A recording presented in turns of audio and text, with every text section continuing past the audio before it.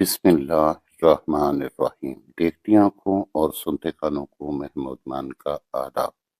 12ویں جماعت کی اردو کی درسی کتاب کے حصہ نثر میں سے سبق نمبر 2 تشکیل پاکستان کے صفحہ نمبر 8، 9 اور 10 کی تشریح ہم اس میں کریں گے۔ عزیز طلباء، سب سے پہلے صفحہ نمبر 8 پر آنے والے مشکل الفاظ کو پڑھنا اور ان کے معنی سیکھتے ہیں۔ انقلاب۔ انقلاب کے معنی ہے تبدیلی۔ امیر علی۔ امیر علی ماہر قانون، مورخ اور روشن خیال مفکر تھے، جن کی مشہور انگریزی کتاب اسپرٹ آف اسلام ہے۔ وقت کے معنی ہے عزت، وقار۔ تحریک۔ کسی نقطۂ نظر سے اتفاق کر کے لوگوں کا متحرک ہو جانا، کسی ایک مقصد کے لیے جدوجہد شروع کر دینا۔ علم الکلام، وہ علم جس میں دینی عقائد کو عقلی دلیلوں سے واضح کیا جاتا ہے۔ بروئے کار آئیں، عمل میں آئیں۔ ندوۃ العلماء، مسلمانوں کی دینی درسگاہ جو لکھنؤ میں 1894 عیسوی میں قائم ہوئی، جس کے بانی اور ناظم اول مولوی محمد علی کانپوری تھے۔ اس ادارے کا مقصد مدارس کا نصاب زمانے کی ضروریات کے مطابق مرتب کرنا تھا۔ مولانا شبلی نعمانی رحمۃ اللہ علیہ 1904 عیسوی میں مدرسہ سے وابستہ ہوئے۔ مولانا شبلی نعمانی اور مولوی عبدالحق نے اس کے قواعد و ضوابط مقرر کیے۔ عزیز طلباء، یہ تو تھے صفحہ نمبر 8 پر آنے والے مشکل الفاظ اور ان کے معنی۔ اب ہم صفحہ نمبر 8، امیر علی نے اپنی انگریزی تصانیف سے مغربی حلقوں میں اسلام کی وقت پیدا کی۔ وقت پیدا کی، قدر و قیمت پیدا کی۔ علی گڑھ تحریک کی وجہ سے قوم میں کئی اور تحریکات شروع ہو گئیں۔ تحریک کی جمع تحریکات۔ اختلافات ضرور رونما ہوئے، لیکن ایک حد تک یہ نئی زندگی کا نشان تھے۔ سر سید امیر علی اور دیگر بزرگوں نے اسلام کو مغربی علوم سے اس طرح جا ملایا تھا کہ اسے ایک ترقی یافتہ مذہب ثابت کیا، لیکن اس جدید علم الکلام کے رد عمل کے طور پر بعض اور مذہبی مصائب بروئے کار آئیں۔ شبلی نے لکھنؤ میں ندوۃ العلماء قائم کیا۔ دیوبند میں علماء نے قدیم طرز کی درسگاہ بنا کر ملک میں قدیم اسلامی علوم کے چراغ روشن کیے۔ ان مساعی کا نتیجہ یہ ہوا کہ مذہب سے بیگانگی بہت حد تک کم ہو گئی اور مغرب کی ذہنی غلامی سے نجات ملی، لیکن ساتھ ہی ایک ایسی فضا میں پیدا ہو گئی جس میں اپنی ہر چیز اچھی اور دوسروں کی ہر چیز بری نظر آنے لگی۔ اس کی اصلاح ضروری ہو گئی۔ اقبال رحمۃ اللہ علیہ نے آ کر اسلامی و مغربی علوم کے غیر مطالعے کے بعد غیر مطالعہ، گہرا مطالعہ، اپنے خاص اسلامی فلسفہ قوم کے سامنے پیش کیا۔ اپنا خاص اسلامی فلسفہ قوم کے سامنے پیش کیا، جس کا مقصد کامل ترین انسان کی انفرادی و اجتماعی نشو و نما ہے۔ کامل ترین انسان یعنی کہ مرد مومن۔ اقبال کا خیال ہے کہ انسان اطاعت، ضبط نفس اور نیابت الہی کی 3 منزلیں طے کرتا ہوا خودی کی انتہائی بلندی پر پہنچ سکتا ہے۔ اس ارتقاء میں اسے مذہب کی رہنمائی درکار ہے۔ اقبال نے 4 چیزوں پر زور دیا۔ اول، توحید، جس پر پورا ایمان عملاً انسان کو خوف و مایوسی سے آزاد کر دیتا ہے۔ نیز توحید الہی، توحید انسانی میں پرتو فغن ہوتی ہے، دوم، رسول اکرم صلی اللہ علیہ وآلہ وسلم سے محبت اور ان کی مکمل تقلید۔ سوم، قرآن کا مطالعہ اور اس کی تعلیمات کی پیروی۔ چہارم، رجائیت یعنی مایوسی اور غم پسندی کو ترک کر کے امید، ہمت اور جرت کی راہ اختیار کرنا۔ اقبال نے سچے مومن کی یوں تعریف کی ہے: ہر لحظہ ہے مومن کی نئی شان، نئی آن، گفتار میں کردار میں اللہ کی برہان، قہاریو غفاریو قدوسیو جبروت، یہ چار عناصر ہوں تو بنتا ہے مسلمان، جس سے جگر لالا میں ٹھنڈک ہو وہ شبنم، دریاؤں کے دل جس سے دہل جائیں وہ طوفان۔ اقبال نے اپنی قوم کو یہ کہہ کر جگایا اور اکسایا کہ چلنے والے نکل گئے ہیں، جو ٹھہرے ذرا کچل گئے ہیں۔ عزیز طلباء، اب ہم صفحہ نمبر 9 پر آنے والے مشکل الفاظ کے معنی سیکھتے ہیں۔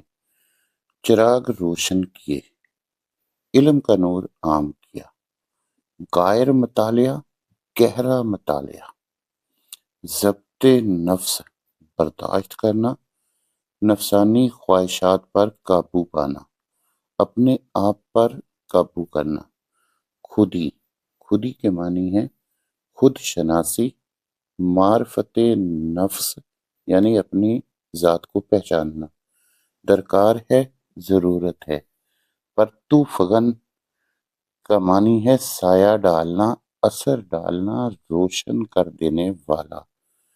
رجائیت کے معنی ہے مایوس نہ ہونا، پر امید ہونا۔ آن کے معنی شان، رتبہ۔ گفتار کے معنی گفتگو، بات چیت۔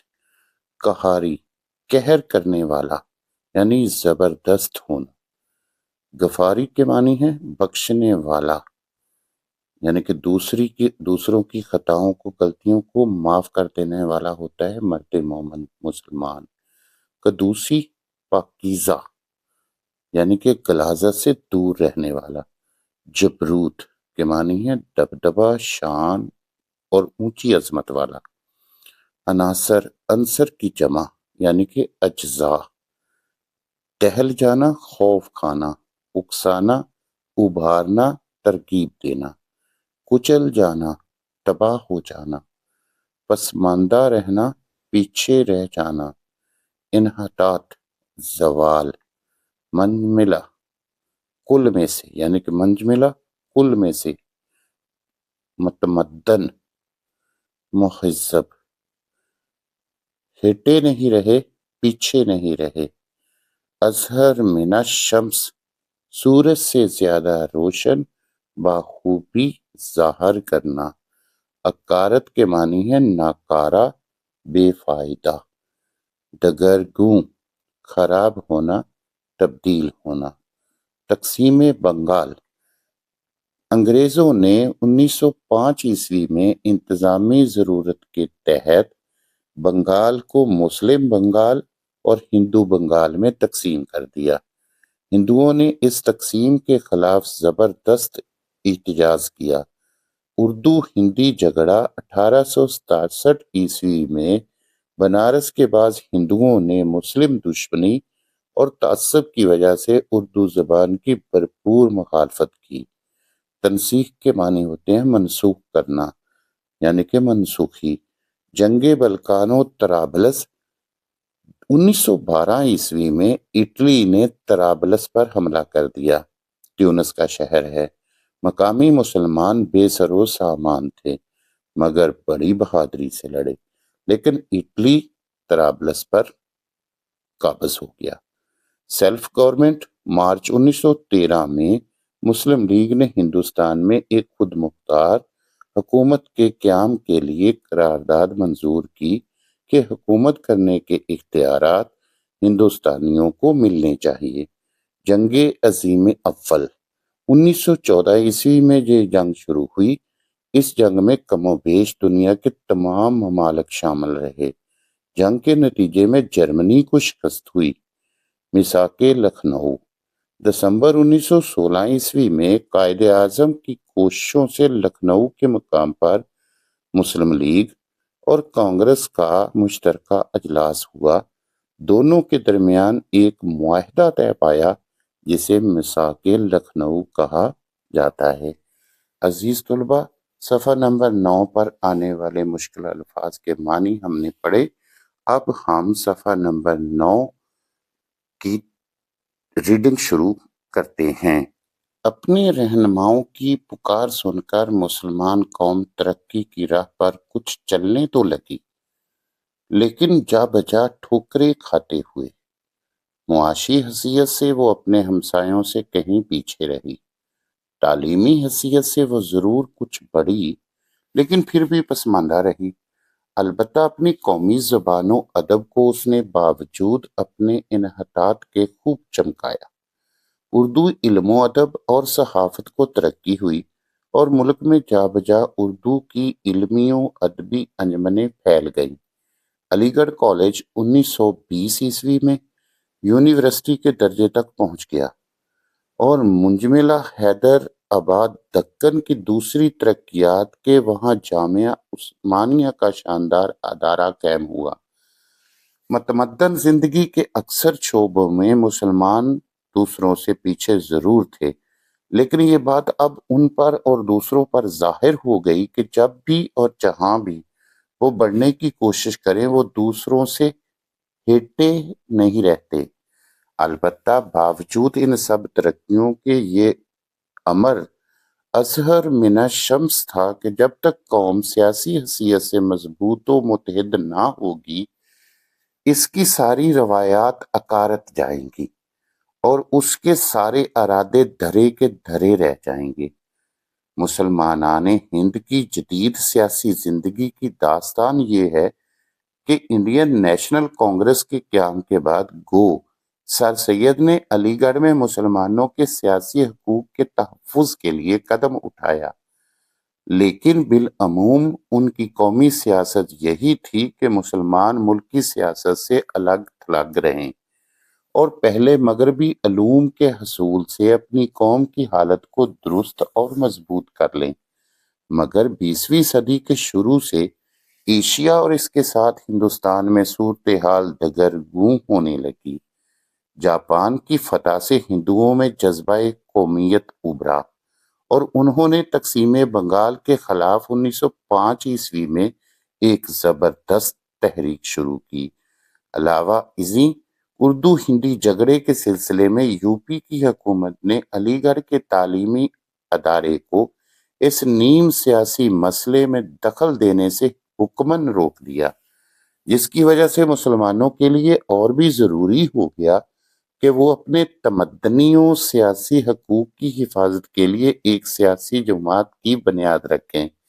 یوں دسمبر 1906 میں مسلم لیگ قائم ہوئی اور 1909 کی اصلاحات میں مسلمانوں نے جداگانہ انتخابات کا عام حق حاصل کیا۔ پھر تقسیم بنگال کی تنسیق 1911 اور جنگ بلکان و طرابلس 1912 سے جب مسلمانوں کو یقین ہو گیا کہ ان کے قومی اور بین الاقوامی حقوق حکومت برطانیہ کے ہاتھ میں محفوظ نہیں رہ سکتے، تو انہوں نے ہندوستان کے لیے سیلف گورنمنٹ کا مطالبہ کیا۔ 1913 اور کانگریس کی طرف سے تعاون کا ہاتھ بڑھایا۔ جنگ عظیم اول نے ہندوستانیوں کے دل میں حرکت پیدا کی اور کانگریس اور لیگ میں میثاق لکھنؤ کا مشہور معاہدہ ہوا۔